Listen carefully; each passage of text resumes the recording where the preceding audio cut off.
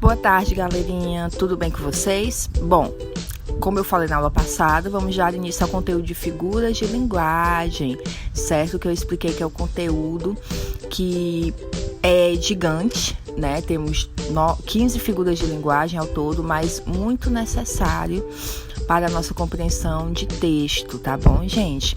Por quê? Porque as figuras de linguagem nós utilizamos para dar mais ênfase ao que queremos falar. E, por mais que sejam muitas figuras, vocês vão observar que todas elas vocês utilizam bastante. Umas têm um nome bem estranho, né? Confesso, porém vocês sabem o que significa, porque vocês utilizam não em textos, produção textual, mas no próprio dia a dia de vocês. Então, vocês já estão familiarizados com eles, por isso que esse conteúdo, apesar de ser gigante, é um conteúdo bem próximo de vocês. A primeira figura é bem simples, é a famosa comparação. Sério, professor, comparação é uma figura de linguagem? Exatamente, certo? Ela vai se realizar por meio de palavras ou expressões comparativas presentes no enunciado, como, semelhante a, igual a, que nem, tal qual. O exemplo é esse. A escola que eu frequentava era cheia de grades como as prisões. Eu acabei não destacando o primeiro como. E o meu mestre carrancudo como um dicionário. Então a gente observa uma coisa sendo comparada à outra, certo? A escola comparada à prisão, o mestre sendo comparado ao dicionário. Isso é a comparação. Fácil, né, galera? A comparação. E a próxima é a metáfora, que vocês já estudaram e vocês utilizam bastante, certo? Existem dois mecanismos linguísticos que possibilitam a criação de metáforas. Um deles, que ocorre nas metáforas mais usuais, pode ser assim esquematizado. Por exemplo, uma expressão ou palavra, o verbo ser e uma outra expressão e uma palavra. Vamos lá. O exemplo: a estação é a nossa catedral do futuro. A estação espacial é referente à letra A e essa catedral do futuro é referente à letra B, certo? E é o verbo ser. Isso é uma metáfora mais usual. O que é que significa? A metáfora é uma comparação subentendida. Portanto, gente, nós observamos a aproximação, a estação espacial com catedral. Então, ele faz essa aproximação de imagem, algo grande, algo que nos leva além, certo? Isso é a metáfora nesse caso. O outro mecanismo que origina metáforas mais elaboradas consiste em não usar o verbo ser, deixando implícita na própria palavra ou expressão metafórica a referência a um dos elementos comparados. Por exemplo, a garotinha passava horas mergulhada em seus sonhos infantis. Professora, por que isso é uma metáfora? Porque mergulhar, a gente mergulha na água e não em sonhos. Então, gente, a metáfora vai acontecer toda vez que, indo além da simples apresentação de propriedades comuns, pensamos uma realidade nos termos de outra. O exercício de pensar uma realidade em termos de que ela não é, nos leva sempre a alguma descoberta. Por isso mesmo, a metáfora é uma poderosa fonte de novos conhecimentos e novos comportamentos. Pensar uma realidade em termos de outra proporciona também um prazer estético. Professora, mas qual é a diferença entre uma metáfora e uma comparação? Vamos lá, certo, gente? Observe o primeiro exemplo. A estradinha era como uma serpente entre as colinas verdes. Segundo exemplo, a estradinha era uma serpente entre as colinas verdes. Observe que no primeiro nós temos o como, isso indica comparação. Já no segundo, nós só temos o verbo ser, o era, sendo uma afirmação, logo é uma metáfora. A comparação, ele sempre vai utilizar mecanismos linguísticos, como igual a, como, que nem, semelhante a, ao contrário da metáfora, que não vai fazer isso, vai usar ou o verbo ser ou apenas vai introduzir outra palavra. A próxima, gente, é a metonímia. Observemos os exemplos. O estádio vaiava insistentemente o juiz à partida. Quando ele fala o estádio, é o estádio concreto? Não, ele está se referindo aos torcedores. Na torre da pequena igreja do vilarejo, o bronze soava magnificamente.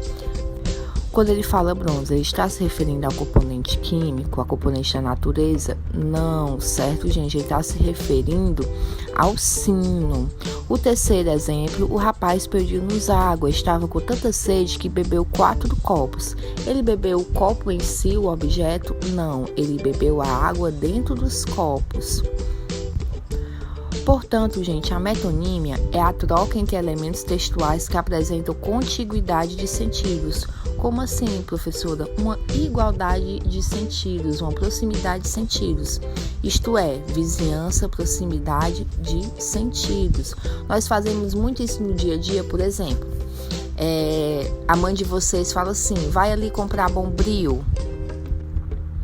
Mas aí vocês vão comprar e compram a Solan. Quando ela fala Bombril, ela não está se referindo exatamente à marca, ela está se referindo à palha de aço, certo? Então, nós utilizamos muito isso, é que nem a Quiboa, vai ali comprar uma Quiboa, aí a gente traz um dragão, certo? Porque está se referindo à água sanitária, porém tem uma proximidade de sentidos, então isso é a metonímia. A próxima figura de linguagem é a personificação, que também pode ser chamada de prosopopeia. Muita atenção, certo, gente? Prosopopeia ou personificação, a mesma coisa. Observemos os exemplos. Algumas araras azuis, do alto de umas árvores, trocavam opiniões sobre o amanhecer. O bonde, cuspindo e engolindo gente, mergulhava nas saborosas entranhas. Observem, gente, os sujeitos dessas frases, araras azuis e o bonde. As araras azuis trocavam opiniões e o bonde cuspia, engolia e mergulhava. Observe que os sujeitos não são seres humanos, são seres inanimados, animais, araras azuis e uma coisa, o bonde.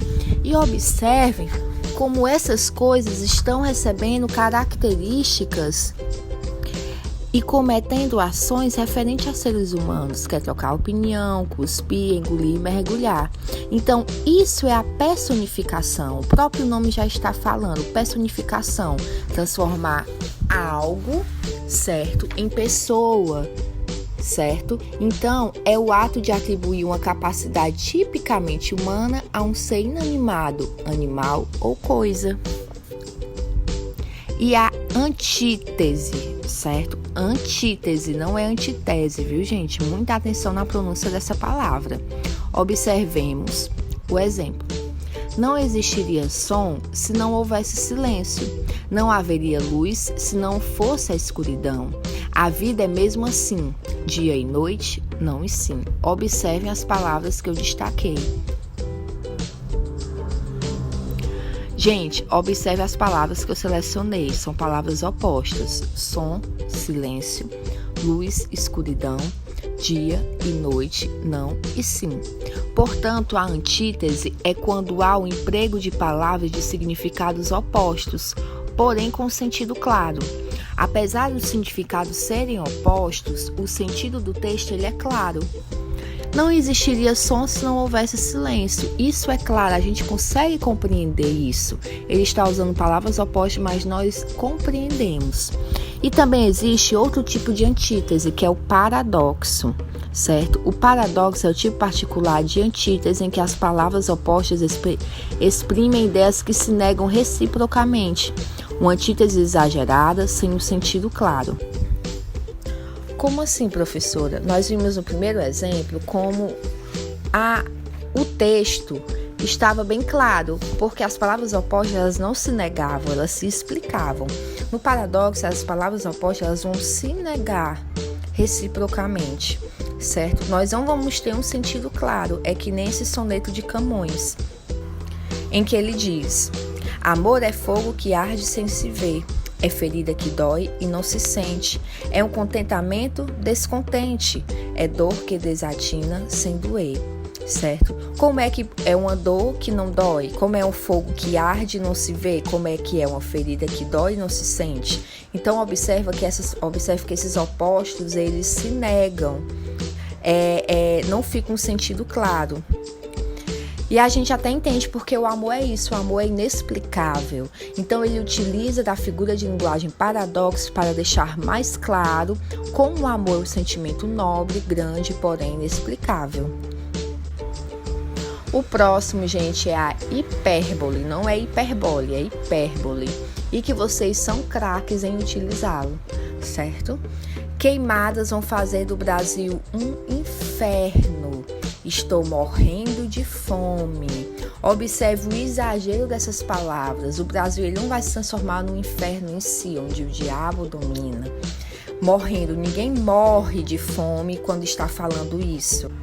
No caso, a gente, né? Claro que temos situações extremas.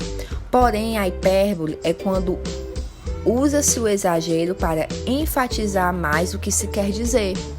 Então, a hipérbole é o exagero, certo? Como eu falei, vocês conhecem bem essas figuras de linguagem, são apenas nomes estranhos. Então, hipérbole, sempre lembrem, exagero. E a penúltima de hoje, eufemismo, também utilizam bastante. Como dizia o pai de um filho burro, às vezes tenho que concordar em que meu filho não atingiu um índice normal de aproveitamento para meninos de sua idade. Isso aqui é uma crônica do Luiz Fernando Veríssimo. E olha como é engraçado, né? O narrador fala, como dizia o pai de um filho burro. O narrador vai bem no ponto, né? O filho não é inteligente, mas ao invés do pai dizer que o filho é burro, o pai diz que o filho não atinge o índice normal de aproveitamento para meninos de sua idade. Então, isso é o eufemismo. Como assim, professora? O eufemismo consiste em escolher palavras mais delicadas, suaves ou gentis para fazer referência a fatos constrangedores, desagradáveis ou dolorosos. Um outro exemplo prático, quando alguém falece, certo? Então, ao invés da gente falar que fulano morreu, fulano bateu as botas, nós falamos fulano faleceu, fulano partiu para um lugar melhor, fulano está com Deus nesse momento. Isso é o eufemismo, é suavizar as palavras em situações chatas, desagradáveis.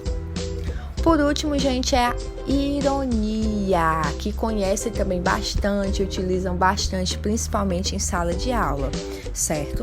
Que é a figura por meio da qual se diz o contrário do que se quer dar a entender, certo? E o importante da ironia é o tom em que se fala, exatamente para a pessoa perceber que você está falando o contrário do que você quer dizer. Observemos o exemplo. Moça linda, bem tratada, 3 séculos de família, burra como uma porta, um amor. Então, ele não quer dizer que ela é um amor, ele quer dizer que ela é outra coisa. Isso é a ironia. E vamos diferenciar agora 3 coisas que são bem próximas, que é a ironia, o sarcasmo e o deboche, através dessa tirinha aí. Ironia. Olha só quem chegou, não tá nem um pouco atrasado. Olha o tom, viu, gente? Bem irônico. Sarcasmo. Chegou cedão para a reunião de amanhã. Deboche.